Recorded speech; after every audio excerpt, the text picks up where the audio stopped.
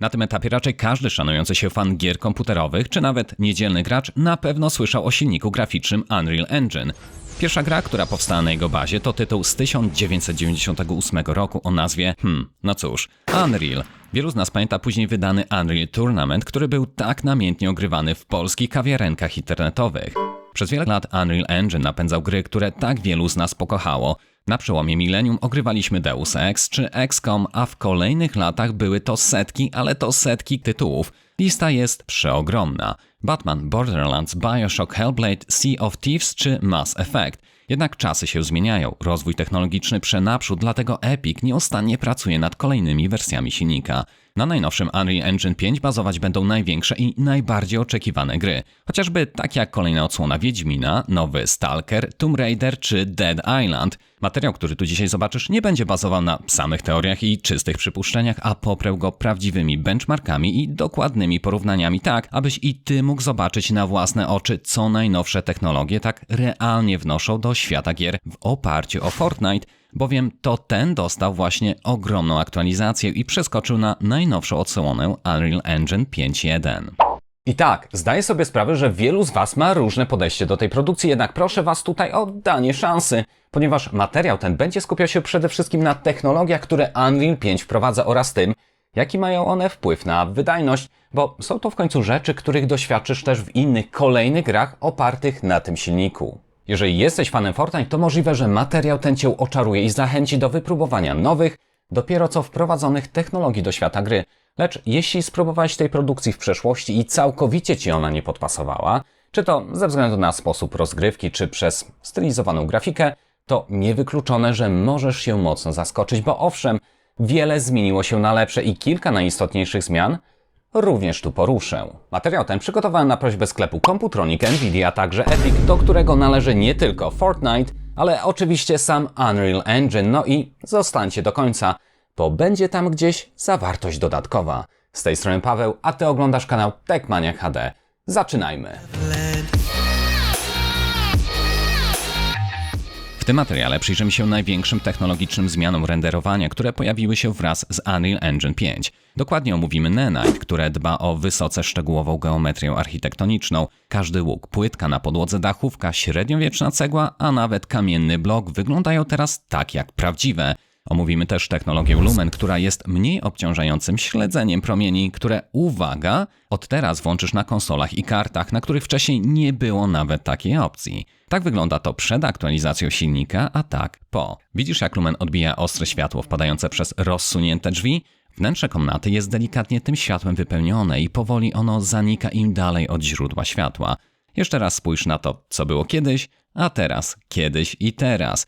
Będziemy mieli co analizować, bowiem temat jest niezwykle ciekawy. Nowością jest tu też technologia wirtualnej mapy cieni, która sprawia, że świat w końcu nabiera niesamowitego realizmu. Jednak nim omówimy te wszystkie wysublimowane smaczki graficzne, zajmijmy się czymś, co ucieszy każdego z Was, czyli technologią, której zadaniem jest nie tylko znacząco podnieść jakość, ale jednocześnie wydajność.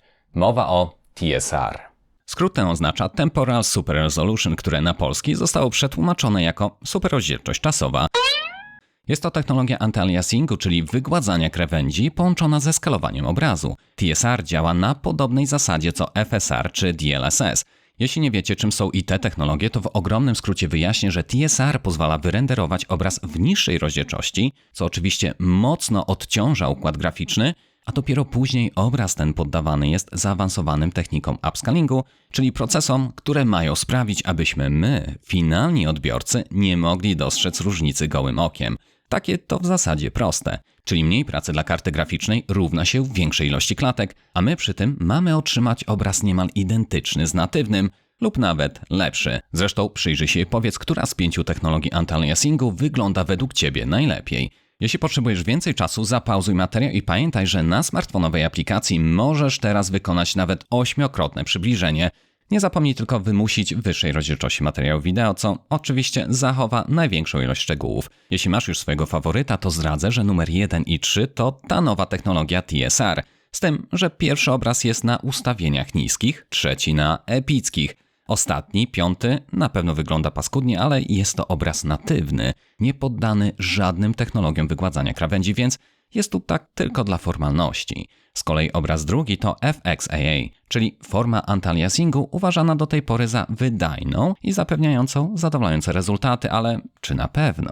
Zobaczcie i ocencie sami. TSR po lewej, FXAA po prawej. Przybliżając na zagrodę znajdującą się w oddali widzimy, że nowa technologia zdecydowanie lepiej radzi sobie ze zmiękczeniem cieniowania za płotkiem. To samo pod wiatą domu. Z kolei najwięcej się dzieje na schodach prowadzących do wieży po drugiej stronie rzeki. Tutaj widzimy niedomagania FXAA, które postrzępia krawędzie, jednocześnie sprawia, że obraz jest taki mniej wyraźny. TSR, pomimo że w tej scenie zwiększył u mnie ilość generowanych klatek o 33%, prezentuje się niewątpliwie lepiej. Z technologią FXAA stopnie schodów wyglądają wręcz fatalnie. Jednakże to TAA uznawane zawsze było za niedoścignioną, ale bardziej obciążającą technologię. Jasne, tutaj nowy TSR zapewnia blisko 37% wzrost wydajności, ale co powiecie na temat samego wygładzania krawędzi? Zagroda, a w zasadzie jej cieniowanie wygląda dość fatalnie w wersji po prawej. TSR jest przyjemniejszy dla oka. TAA razi pikselami, aczkolwiek pod wiatą chyba osobiście preferuję tę wersję. Jeśli chodzi o schody, to widać, że TAA sprawia, że obraz jest mniej wyraźny, taki, no sami widzicie, jakby nazbyt zmiękczony. Zwróć tu też uwagę na 45-stopniowy spadek. Z TSR obraz wciąż jest ostry z widoczną krawędzią i jej oświetleniem. Przy technologii TAA ten fakt jest jakby gubiony. Oczywiście musicie pamiętać o tym, że w sporej mierze chodzi tu o nasz sposób postrzegania i wybór jest raczej subiektywny, ale w scenie z dźwigiem osobiście preferuję wersję przetworzoną przez TSR. Może nie podoba mi się tu podest, ale delikatne przejście chmur z niebem wygląda tu po prostu lepiej.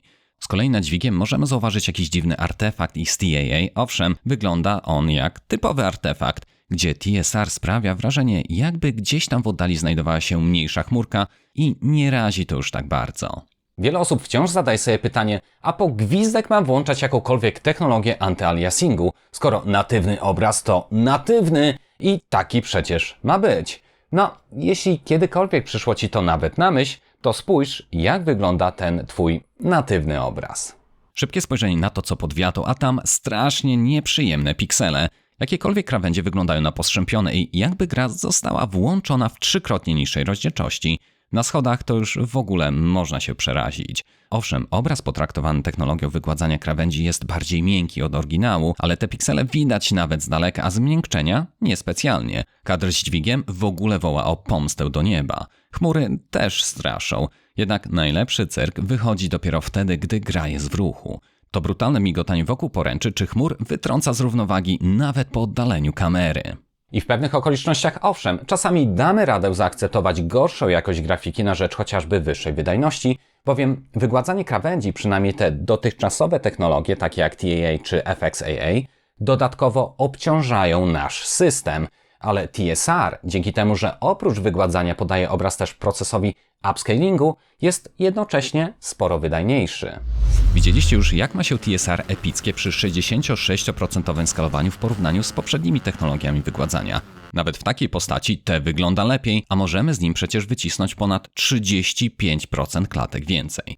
Najważniejsze tutaj jest to, że te nie wymaga od Ciebie posiadania konkretnej karty graficznej, konkretnej marki. Włączysz tę technologię nawet na laptopie, więc co? Nie jest to jakaś rewolucja? Nawet jeśli powiesz, że 35% wyższa wydajność totalnie za darmo wciąż głowy nie urywa, to zwróć uwagę, że TSR niskie z 50% skalowaniem da Ci już 85% wzrost wydajności. Aktywując TSR, gra zachowuje się z miejsca tak, jakbym w sekundę zmienił kartę na taką o kilka tysięcy złotych droższą. Rozumiecie już, czemu to takie istotne? Pewnie w głowie rodzi Ci się teraz myśl, że 50% skalowanie i wygładzanie krawędzi ustawione na niskie to musi wyglądać przecież jak totalny syf. I bardzo dobrze. Bardzo dobrze, że podajesz to wątpliwość. Dlatego spójrz i oceń to samodzielnie. Różnica drobna jest i podkreślam tu drobna, lecz wynika ona przede wszystkim z obniżenia skalowania, aczkolwiek te daje nam tutaj przecież najwyższy wzrost wydajności. Czy warto korzystać z tego ustawienia? Odpowiedź w zasadzie jest bardzo prosta. Jeśli do płynnego grania brakuje Ci klatek, to tak, taką jakość jak najbardziej można zaakceptować. Jak widzisz, po wykresie epickie wygładzanie krawędzi TSR względem niskiego przy zachowaniu tego samego skalowania podnosi ilość klatek o 6%. Niby nie jest to wiele, aczkolwiek spójrz, czy sam dostrzeżesz jakąkolwiek różnicę. Z dala nie ma szans, aby czegokolwiek się dopatrzyć, ba, nawet po zbliżeniu jakoś specjalnie nie widzę, aby obraz po prawej był gorszy od tego widzianego po lewej. A jeśli nie widać różnicy, to po co przepłacać, więc owszem, może jest to tylko 6%, ale w przypadku tego, jak ma się ustawienie epickie do niskiego, to szczerze proponowałbym Wam tutaj ustawienie niskie w zamian za 6% wzrost. Uwierzcie mi, że później będzie na co go wydać, ale o tym to po tym. Jak już zdążyłem wspomnieć, TSR aktywujesz na każdej karcie graficznej i te nie wymaga nawet DirectX 12. Jeśli dysponujesz starszym sprzętem, w którym to procesor graficzny jest słabym punktem i jeśli wcześniej nie dało się grać, to dzięki tej niesamowitej technologii dostępnej ekskluzywnie w silniku graficznym Unreal Engine może stać się to teraz możliwe. Miło, że otrzymaliśmy darmowy wzrost wydajności, ale jest to dopiero wstęp do tego, co tak naprawdę najciekawsze, bowiem Unreal Engine 5 wprowadza kilka naprawdę niesamowitych ulepszeń graficznych. Zacznijmy od Nanite, które nie jest tylko jakąś tam ewolucją, a jest długo wyczekiwaną rewolucją. Nanite pozwala twórcom gier na stworzenie niezwykle dokładnych, realistycznych modeli w świecie gier. Uważam, że nie ma sensu się zagłębiać w szczegóły i mówić godzinę o tym, jak ta technologia ułatwia życie deweloperom. My tu dzisiaj rozpatrujemy wątek raczej od strony gracza. Dlatego zapewne ucieszysz się, że z Nanite nie będziesz już doświadczał tych brutalnych przeskoków obiektów znajdujących się w oddali. W LOD działało to bowiem tak, że co kawałek obiekty były brutalnie wręcz podmieniane na modele o niższej jakości. No i ktoś musiał je przecież stworzyć. Dla nas jednak najważniejsze jest to, że Nanite w praktyce zapewnia niezwykle szczegółową geometrię. Od teraz każda deseczka, kamień, cegła nie są tanimi i ubogimi elementami, a po zbliżeniu się do nich możemy dojrzeć nawet najdrobniejsze szczegóły. Jak dobrze wiecie, ja tu nie jestem od nawijania makaronu na uszy, a od konkretów i analiz. Sprawdźmy więc, czy rzeczywiście widać jakąkolwiek różnicę. Po lewej znajduje się zapisana rozgrywka z włączoną geometrią Nanite, po prawej zaś, no cóż, po wychudzonym łuku pod mostem łatwo się domyślić, że jest to obraz wygenerowany bez tejże technologii. Aczkolwiek mnie tutaj nie łuki rażą najbardziej, a pierścienie, które znajdują się u dołu. Ewidentnie widać, że czegoś tu brakuje. Z kolei kto z Was zdążył wyłapać już to, co się dzieje z cegłami na ścianie? Bez ulepszonej geometrii po prawej most wygląda jak płaska tekstura i w zasadzie z technologicznego punktu widzenia jest on płaską teksturą. Nanite ma też wpływ na to, jak rysują się cienie, bowiem same obiekty są teraz inaczej zbudowane. To duże drzewo po prawej jest bujne, ale jednak widzimy gdzieniegdzie przestrzenie między gałęziami, które przepuszczają bezpośrednie promienie słoneczne. Nanite, wprowadzając tę poprawkę geometrii, sprawia, że i cieniowanie może być niezwykle wierne. Tego typu smaczki odnoszą się do całego świata gry. Gdzie byśmy nie spojrzeli, to coś się zmienia i przykładów moglibyśmy wyliczać, a wyliczać. Oświetleniem zaraz się zajmiemy, ale zwróć tu jeszcze uwagę na to, jak zbudowana jest ściana, podłoga, sufit. Wydaje się, że te nie są zwykłymi płaskimi teksturami, a wręcz pojedynczymi obiektami pełnymi detali. Dlatego też do Unreal Engine 5.1 zawitała również przełomowa technologia oświetlenia i odbić. Lumen, bo o nim mowa, jest swoistą odpowiedzią na zasobożerny ray tracing, czyli śledzenie promieni. Ten oferuje wciąż bardzo dobrze wyglądający efekt oświetlenia, ale jest przy tym mniej wymagający i skoro obliczenia odbywają się na poziomie software'owym, ten nie wymaga sprzętowego wsparcia od karty graficznej. Czyli możesz aktywować technologię Lumen nie tylko na starszej karcie pokroju GTX, ale także na niektórych konsolach. Zresztą, co tu dużo mówić. Jeśli zobaczysz tę technologię w akcji, to Twój punkt widzenia zmieni się całkowicie. Samą geometrię Nanite pozostawię w tym teście włączoną, ale zmienię globalne oświetlenie na okluzję otoczenia, a odbicia przełączę w tryb przestrzeni ekranu. Po prawej widzimy więc obraz bez technologii Lumen, po lewej zaś z nią. Obraz znajdujący się po prawej jest ciemny i smutny, ale tu nawet nie chodzi o samą jasność. Gdy postać wbiega pod most, Lumen symuluje realne zachowanie się promieni słonecznych i te przecież od tak nigdzie przecież nie giną. Pewna ilość światła odbija się przecież czy to od pomarańczowego piasku, czy od wody i delikatnie rozświetla wnętrze przejścia. Dotychczas dostępna technologia w postaci okluzji otoczenia w tym przypadku sprawdza się wręcz tragicznie, no a przed nami i za nami znajdują się otwarte wejścia, więc absolutnie niemożliwe, aby było tu tak ciemno jak w głębokiej piwnicy. Na otwartym terenie może nie jest to już tak oczywiste, ale podpowiem, że tu słońce odbite od piasku delikatnie wpływa na kolorystykę kamieni znajdujących się po drugiej stronie rzeki. Nad nami podobna sytuacja co pod samym mostem. Przy świetle księżyca mury zamku byłyby równie widoczne co teraz. Lumen przelicza drogę światła i oblewa nim okoliczne obiekty, aczkolwiek nie robi tego jakoś tak bezmyślnie. Jak widzisz, to bardzo dobrze odwzorowuje to, jak w rzeczywistości zachowuje się światło. Promienie słoneczne owszem, w obydwu przypadkach wpadają do wnętrza pomieszczenia, ale lumen dodatkowo przelicza też takie istotne informacje jak to, jaką powierzchnią jest materiał, na który owe promienie padają. Czy powierzchnia ta jest chropowata, gładka, jak mocno powinna ona odbijać promienie oraz to, jakiego koloru w ogóle ona jest. Bowiem to przecież kolor ma wpływ na ilość odbitego światła oraz to, jakiej barwy to światło będzie. Zresztą zwróć uwagę, że natężenie odbitego światła na ścianie jest tym słabsze im dalej od rozsuniętych drzwi. Jednakże na suficie te proporcje są już delikatniejsze, gdyż sama odległość od drzwi jest większa. Tu też można by było mnożyć niezliczoną ilość przykładów. Co klatka, to jest naprawdę o czym mówić. Ale kolejny przykład, po którym nabierzemy jeszcze więcej respektu do tej technologii, znajduje się tutaj. Widzimy, że bezpośrednie promienie słoneczne wpadają od góry i rozpraszają się dalej. Skoro beczka jest koloru brązowego, to odrobinę tej ciepłej barwy emitowane jest też na ściany. Teraz dla porównania po prawej mamy obraz wygenerowany przy użyciu poprzednich technologii i jest tu znowu strasznie ciemno. Niby promienie uderzają wprost o beczkę, ale giną na niej w jakiś dziwny sposób całkowicie. Największe zalety technologii Lumen widać oczywiście we wnętrzach budynków czy przy źródłach światła i choć to wszystko wygląda doprawdy przepięknie i realistycznie, to technologia tak skomplikowana wymaga od procesora graficznego wielu dodatkowych obliczeń, które owszem mają wpływ na ilość generowanych klatek. Dlatego spójrzcie proszę na wykres. Na dole znajduje się pomiar na dezaktywowanym Nanite. Oświetlenie oraz odbicia włączone były jedynie na poziomie okluzji otoczenia oraz przestrzeni ekranu. Takie ustawienia zapewniały nam solidne 130 klatek na sekundę. Włączenie samej zaawansowanej geometrii architektonicznej dodało tyle pracy karcie graficznej, że ta była w stanie wygenerować już nie ponad 130, a bliżej 83 klatek na sekundę, co daje nam blisko 36% spadek. Tu nie ma co się kłócić i owszem, jest to spory koszt, na który będą mogli sobie pozwolić właściciele średnich i mocniejszych kart graficznych. Oczywiście musicie wziąć też poprawkę na to, że testy wykonywałem w rozdzielczości 4K, a przecież nikt normalny w grę kompetytywną nie będzie tak grał, jednakże przy niższych rozdzielczościach mój Ryzen trzeciej generacji byłby wąskim gardłem, co zaburzyłoby nam dokładność testów. Warto też zaznaczyć, że RTX 3090 jest kartą poprzedniej generacji. W tym roku ukazał się RTX 4090, który jest w sumie 2 razy mocniejszy, więc na ten fakt też warto wziąć drobną poprawkę. Okej, ale wracając już do samego wykresu, widzimy, że dodanie do Nanite też śledzenia promieni Lumen w wersji wysokiej i epickiej obniża ilość klatek odpowiednio do 62 i 55. Jest to cóż, kolejny niemały koszt. Dlatego materiał ten rozpocząłem od omówienia technologii TSR właśnie na wypadek, gdyby to ilość klatek nie do końca nas zadowalała. Widzieliście, że wcześniej z włączonym Nanite i Lumen mieliśmy około 55 klatek na sekundę, ale pozostając wciąż na tych samych ustawieniach, a zmieniając jedynie skalowanie oraz stopień wygładzania, karta generowała już nie 55, a 75 klatek na sekundę.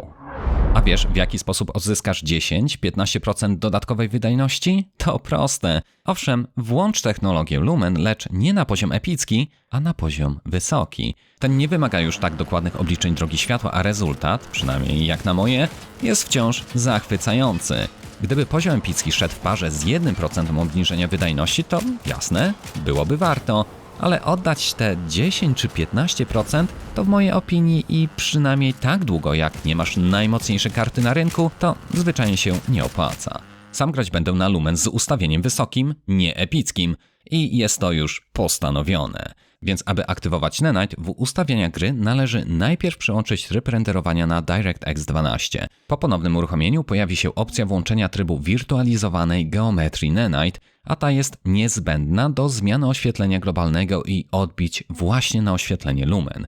Jednakże zwróć tu też uwagę, że pomiędzy Nanite a Lumen mamy jeszcze jedno ustawienie, którego wcześniej nigdy nie widzieliśmy. Jest nim wirtualne mapowanie cieni i może w teorii brzmi to już odrobinę mniej ciekawie, aczkolwiek Nie dajcie się zwieść pozorom. Technologia ta zmienia w grze chyba jeszcze więcej niż Nanite i Lumen razem wzięte i owszem, aktywacja wirtualnego mapowania cieni też wiąże się z dodatkowymi obliczeniami, które karta graficzna musi wykonać, lecz nie jest to już tak drastyczny koszt. Okej, może rozpędzam się tu zanadto twierdząc, że wirtualne mapowanie cieni zmienia w grze więcej niż Lumen i Nanite. Zespoły pracujące nad tymi technologiami mocno by się ze mną tu nie zgodziły i pod względem wyrafinowania technologicznego pewnie mieliby rację, ale pod względem tego, jak postrzegamy to my, zwykli gracze, to chyba trudno z tym polemizować. Wedle dokumentacji, tu cytuję, wirtualne mapowanie cieni pozwala na uzyskanie bardzo szczegółowego cieniowania. Każda cegła, liść i wymodelowany detal będzie rzucał cień, a samo cieniowanie postaci jest niezwykle dokładne. Są to ładne 2 zdania, które zwykle w tego typu, nazwijmy to, ulepszeniach są praktycznie nie do zauważenia, lecz tym razem wcale nie trzeba mieć sokolego wzroku, aby odróżnić, po której stronie znajduje się zapis rozgrywki z tą technologią włączoną, a po której bez. Chyba nikt tu nie potrzebuje podpowiedzi. Wystarczy pół sekundy, aby wyłapać, że obraz wyrenderowany bez mapowania cieni wygląda płasko, nienaturalnie i wręcz, powiedziałbym nawet, że sztucznie, jakby coś było tu niedokończone. Z kolei obraz po lewej ma już tę głębię. Czujemy dystans oraz otaczającą gracza przestrzeń zupełnie inaczej. Ciekawe w ogóle jest to, jak brakujące cieniowanie zmienia nasz sposób postrzegania. Dzięki wirtualnemu mapowaniu dosłownie każdy obiekt teraz rzuca za sobą cień względem tego, gdzie znajduje się słońce czy jakiekolwiek inne źródło światła. Od teraz nie tylko budynki, konary drzew, ale także najdrobniejsze elementy, takie jak kamyczki leżące na ziemi, wreszcie wyglądają realniej. Dlatego jestem zdania, że i tę technologię powinniśmy włączyć w ustawienia gry. Jednakże, jak pokazują testy wydajnościowe, aktywacja pierwszego poziomu wirtualnego mapowania cieni wiąże się z 10% obniżeniem ilości generowanych klatek. Zmiana tego ustawienia z poziomu średniego na poziom epicki obcina kolejne 17%, i to już mnie trochę boli. Oczywiście wszystko zależy od wydajności Twojej karty graficznej, pozostałych ustawień czy rozdzielczości. W każdym razie wciąż zachęcam Was do włączenia tej technologii, bo daje ona naprawdę wiele, lecz nie na poziom epicki, ale nawet średni zapewnia już naprawdę fajne rezultaty i w mojej skromnej opinii cieniowanie te warte jest utraty tych 10% klatek. Popatrzcie, jak wygląda obraz po prawej bez tej technologii, a jak po lewej z wirtualnym mapowaniem cieni na poziomie średnim. Przypuszczam, że na tej podstawie sami podejmiecie najlepszą dla siebie decyzję. Z kolei porównując teraz ustawienie epickie widziane teraz po lewej i średnie po prawej, to owszem, pewne różnice możemy wyłapać, ale biorąc pod uwagę fakt, że obydwa te ustawienia dzieli 17% utraty lub zysku wydajności, to korzystanie z epickiego ustawienia zalecałbym jedynie graczom, których karty graficzne generują i tak nadmierną ilość klatek. Wtedy oczywiście nie ma co sobie żałować. W ustawieniach graficznych gdzieś tam na dole znajduje się jeszcze jeden przełącznik, tym razem dotyczący sprzętowego ray tracingu. Czy ustawienie to cokolwiek zmienia? Jak bardzo obniża ono wydajność i czy w ogóle warte ono jest włączenia? Czas na kolejne małe dochodzenie. Sprawdź, czy samodzielnie jesteś w stanie wyłapać wszystkie smaczki i napisz w komentarzu, którą wersję wolisz. Lumen bez sprzętowego wsparcia śledzenia promieni czy z. Na otwartym terenie trudniej wyłapać wszelkie różnice, dlatego zadanie jest to odrobinę trudniejsze. Ciekawe, kto z Was da radę. Jak zawsze możesz zapauzować w dowolnym momencie i poddać obraz głębszej analizie. Natomiast ja przeskoczę już do przykładu wewnątrz pomieszczenia. To, że posadzka lepiej przejmuje kolor niebieski to jedno, ale zwróć uwagę na lustro. W tej sytuacji programowe śledzenie promieni Lumen radzi sobie znacznie gorzej i z trudem odbija nawet małą część postaci. Dodanie tutaj sprzętowego wsparcia uzupełnia sporo z tych braków i najlepiej to widać w momencie, gdy do pomieszczenia wpada inny gracz.